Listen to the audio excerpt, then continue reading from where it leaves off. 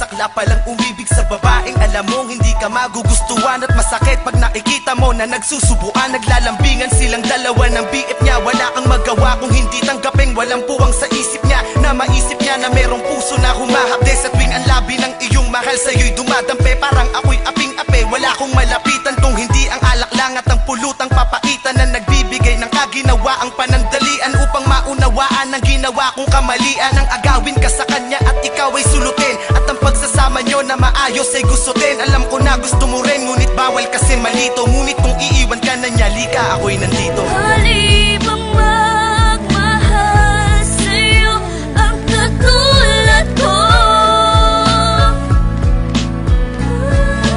Kahit pa na alam ko may nagmamay-ari sa'yo.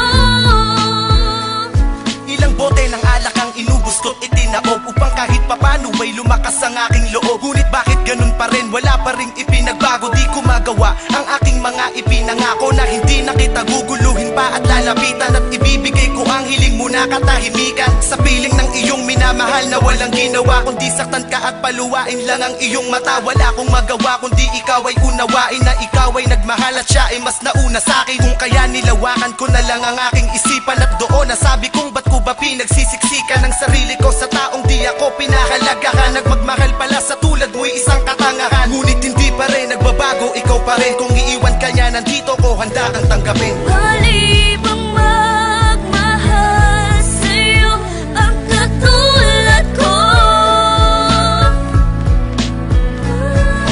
Kahit pa na alam ko may nagmamay-ari sa'yo.